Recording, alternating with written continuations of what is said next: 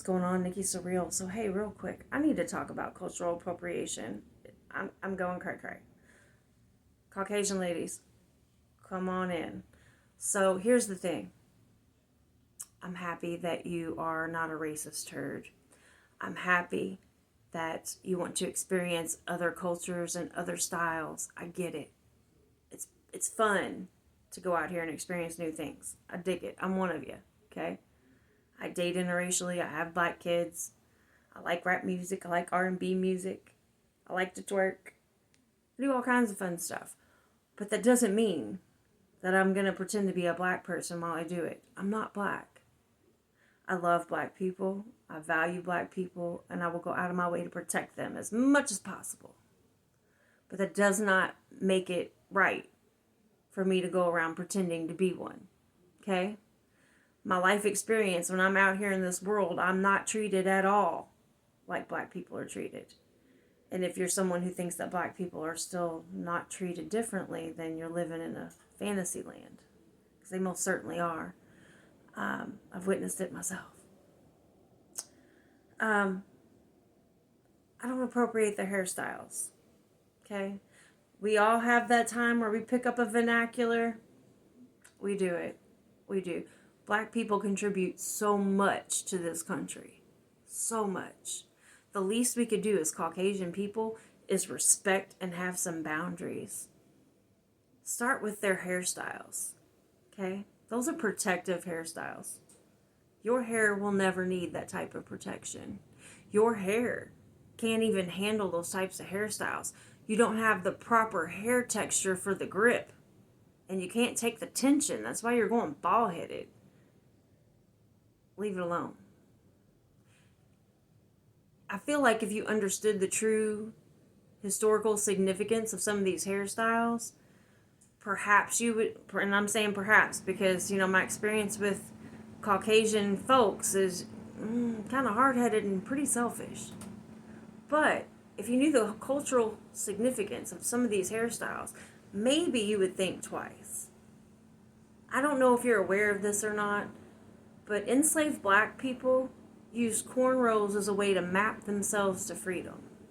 So imagine a black person who still takes these things seriously, and trust me, many do. Many are still wearing these hairstyles as a way to honor their ancestors.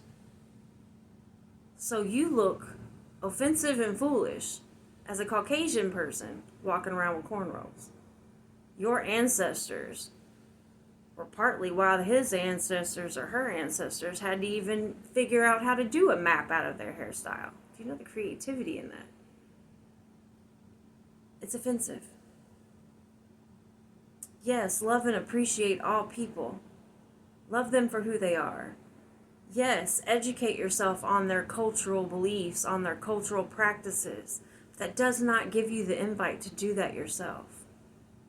The best way to honor another culture is not to immerse yourself in it and become it, but to become educated of it and become protective of it. And the way that you protect it is you keep it authentic. You don't put your spin on it. You leave it be. I try not to judge. I try really hard. But when I see women that I know have biracial children, I know that they have interracial relationships and they're Caucasian, and I see them appropriating black women hairstyles, it's offensive. Because that tells me that you're usually in these situations and have these children on a taboo level, or because you fetishize a human being. And now you have children running around. So that means those children likely don't know their history. Those children likely don't have a full understanding of what it means to be black in America until it slaps them in the face. That's a problem.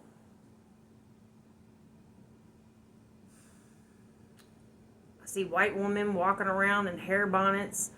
We don't need hair bonnets in the daytime, walking around. But you're imitating black women.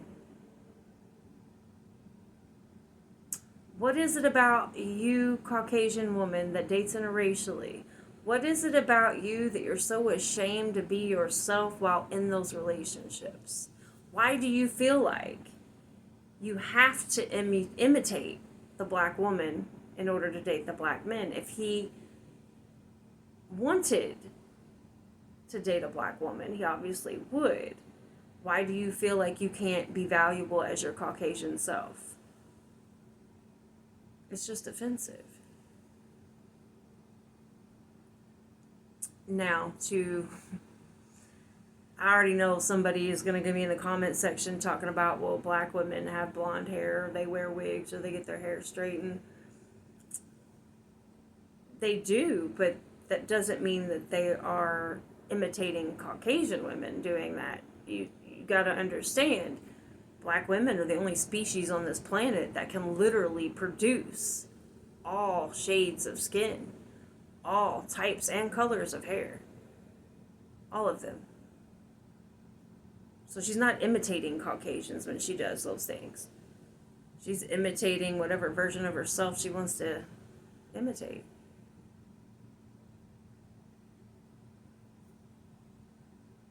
The hairstyles black women have that may look like this, maybe straight, maybe a wig. None of those hairstyles were rooted in oppression. None of those hairstyles were required to hide things in order to survive. And none of our hairstyles are protective hairstyles. So it's just about being sensitive and being aware of where some of these things come from. It's not just about fashion. It's not just about trending. There's historical significance. There is ancestral connections in that. There's spiritual connections in that. And it's just rude to trample on it just because you think it's cute. And I'm sorry, Caucasian ladies, and I'm not saying it to be dysfunctional or rude or judgmental, but I have yet to see a single Caucasian woman with a protective hairstyle that it looked right on. You all look goofy. Not being rude, but it's just facts. You look silly. The hair's not gripping right.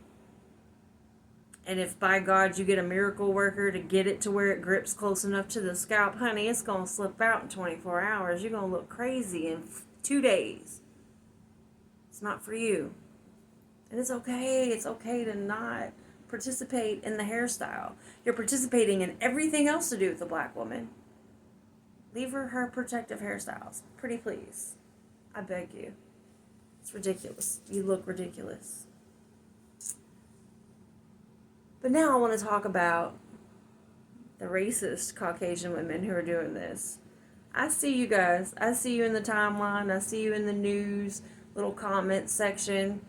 You'll be rocking your little micro braids on your cruise ship pictures, but you're straight racist in those comments. You get lip filler. You'll get spray tanned or lay in the tanning bed a couple hours a week until your skin looks like luggage. You'll get BBLs. Get your boobs done. Learn how to twerk. You'll listen to their music. You might even learn how to season your food. And then have the full-on audacity to not protect those black women, not help empower those black women, not stand up for those black women. How you figure? You literally owe everything to do with your image to black women. And you have the full-on audacity to still be racist. Sounds like jealousy, if you ask me. Just saying. Ladies, be more cognizant. Just be more cognizant. If you don't like black people, stay off of their style. And if you do like black people, do all of us a favor and don't trample on everything to do with their culture. Show respect. You can value the hell out of those protective hairstyles. I know I do. I think they're beautiful, but I would never disrespect. And put that on my head. It's not for me. And I'm sure there's going to be a lot of people upset and offended because, I know Caucasian people love to do whatever the hell they want to do. But, you guys, it's 2023 and it's time to be more sensitive to those around us and the experiences of others and protective hairstyles is a good place to start. Something very simple. You know, there's plenty of Caucasian based braids you can go get.